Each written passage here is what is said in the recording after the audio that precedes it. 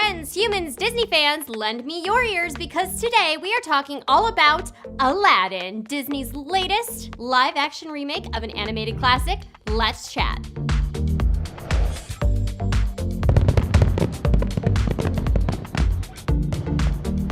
Hey everybody, Melanie here from Lend Me Your Ears, and we're going to start off as usual with an ear shout out.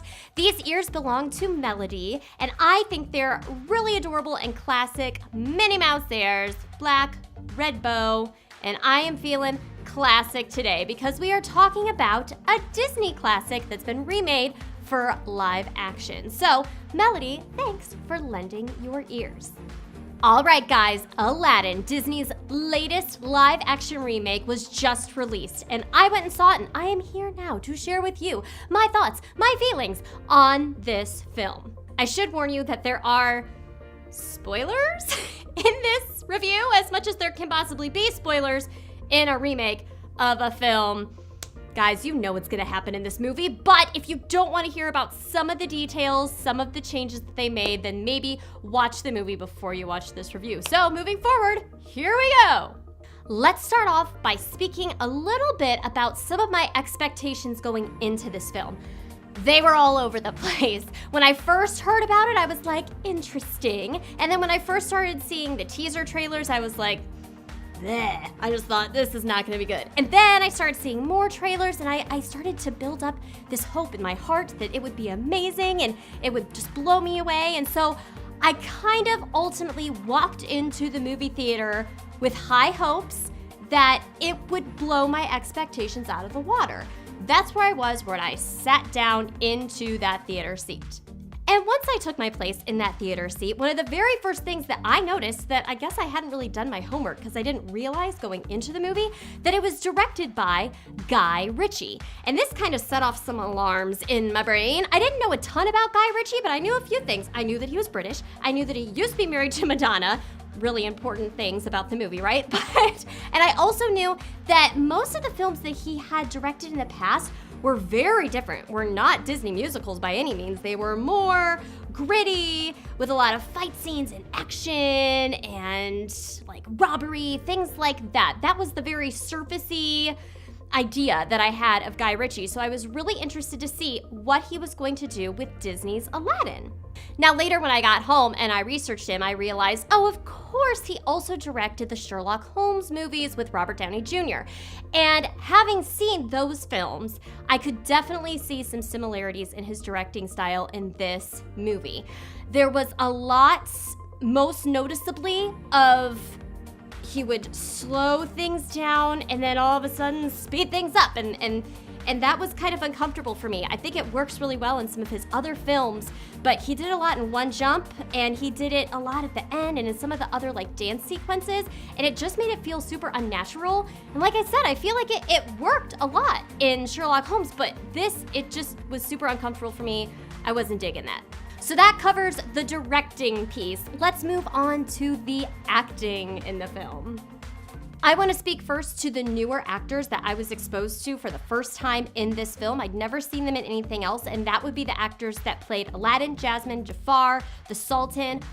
All of them I loved. I thought Naomi Scott, who played Jasmine, had a beautiful voice. I thought that Mina Moussaoud, who played Aladdin, just like hit the part perfectly. I liked his singing voice. Jafar was acted wonderfully, and I just really loved all these new actors. That being said, and it hurts my heart because I am Will Smith's biggest fan. I am his biggest fan, and so I'm not going to say anything super negative about him. What I will say is that any actor that was going to take on this role was not going to be able to fill the gigantic shoes of Robin Williams that came before. Anytime you are trying to fill an iconic role played by a beloved actor who is no longer with us, you are going to be compared to that previous role. And Will Smith, try as he may, he just didn't knock it out of the park for me. Where Will Smith really shone was anything that he did in the movie that had not previously been done by Robin Williams. So a lot of his dialogue with the handmaiden and some of the dialogue with Aladdin and the Sultan and the princess in the palace when they first arrive, all of that was like classic Will Smith. He was funny, he was likable, and I really enjoyed him there. But Friend Like Me and Prince Ali, it was honestly hard to watch. And it's not even Will Smith's fault. I think anybody who would have tried to take on the Genie would have had a really hard time, like I said before. So it was so uncomfortable to watch him do those two songs that it was borderline cringeworthy. There was also this strange thing where they decided for him to have a gigantic turban on at the beginning of Prince Ali, and I was just like, whose decision was this? It just was like so ridiculous looking. Again, probably not his fault. I guess we might find out later that it was his idea or something, but that was strange also. So the acting overall was good, and it was just hard watching Will Smith in that beloved, iconic character.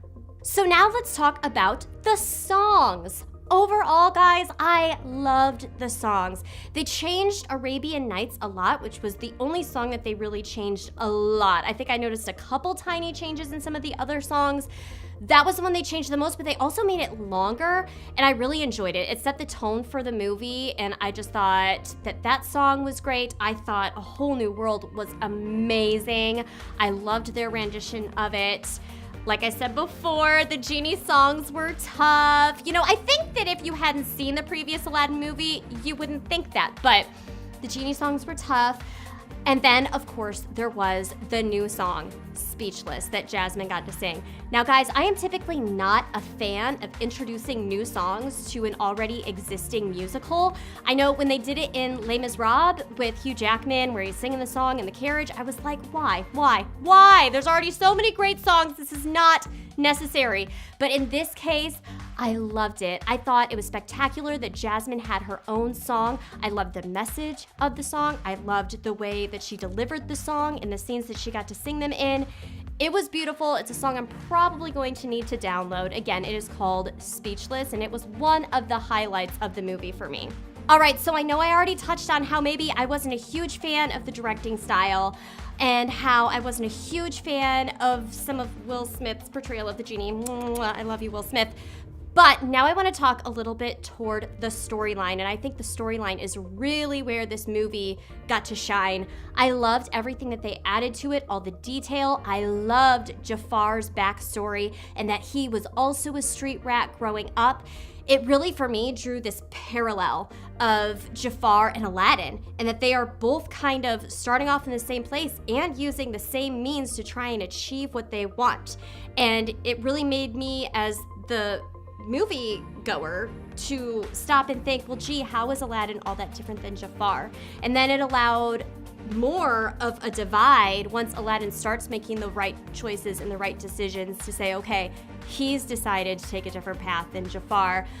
I loved all of those details. I loved the story and the plot line that Princess Jasmine got to become the Sultan at the end. I thought that was brilliant. I think it answered so many questions from the other movie. It's like, well, yeah, she will just take the throne after her father. It makes sense, and who cares who she marries? I loved that, and it wove in so well with her song, Speechless. The story was really where this movie shone brightest. Now, I don't want you guys to think that I'm hating on this movie too much. There was just too much cringeworthy stuff for me to say that I really enjoyed it personally. But I don't want to leave you thinking that I really disliked the movie, so I want to mention some things that I truly enjoyed. For me, there were actually quite a few laugh out loud moments. I loved the joke about the cat washing himself. Oh, cats don't wash themselves. And then Aladdin says, don't cats literally wash themselves? I don't know why I thought that was hilarious. I love that they had to hand me the joke on a platter with Aladdin saying that, but I thought it was funny. I also really enjoyed the interaction in the palace when Prince Ali arrives and all the jams and all of those jokes and stuff. I loved that awkward tension. I thought that was really funny. I also really loved that it seemed like Aladdin and Jasmine had a little bit more time to forge a relationship than they do in the animated classic. They just spent more time together on screen, and it really made you buy into the fact that they had connected before the rest of the story took place. I loved Carpet. Carpet was a shining light in this film. He reminded me so much of the original Carpet. They really did the mannerisms correctly of this animation with this Carpet. How many more times can I say the word carpet? But I loved him. He was great. He was adorable. And how could I not love the genie on the map creating his own little magic kingdom there with Fantasyland? I'm pretty sure it was Magic Kingdom in Walt Disney World because the castle there looked like Cinderella's castle and not Sleeping Beauty's castle. But I loved that little nod. That was another laugh out loud moment for me. And guys, I love the fact that Aladdin and Jasmine in this film get a dance. So many of the other princes and princesses in Disney classic films get their dance in the ballroom, and I really enjoyed the little dance scene that they did. That's terrible dancing right there, but it kind of looked like that. I really love that they got to have their own dance. Guys, there's so much more I could say about this movie. There were so many little nods to the animated classic. I mean, for example, phenomenal cosmic powers, itty-bitty living space, and so many other lines that they carried on into the new live action film. It was enjoyable to watch. My kids liked it more than me. I think I wouldn't give it that high of a rating. We may end up purchasing it because my kids did enjoy it so much. But for me, man, it was super average for my viewing pleasure. I would even give it like a 5, or I don't even know if it makes it to a 6. I didn't hate it. I really didn't love it. I don't even know if I say I could like it, but it was okay. I'd watch the animated classic over it any day of the week, but it was fun. So there you have it, guys. Sorry to kind of leave on a downer. I sincerely hope that you enjoy the film more than I enjoyed the film. And please let me know, what are your thoughts? Where am I wrong? Melanie, you got this so wrong. Leave that in the comments below. And as usual, guys, thanks for subscribing and thanks for clicking that bell to receive notifications when we drop fresh videos. And please remember that I would love it if you would consider lending me your ears. That's right, you can mail me your ears. I will wear them in an episode, give you a shout out, and then I will mail them right back to you. If you need more details on that, please leave a comment below. Guys, this has been Melanie from Lend Me Your Ears, and I cannot wait to go see you with movies again soon.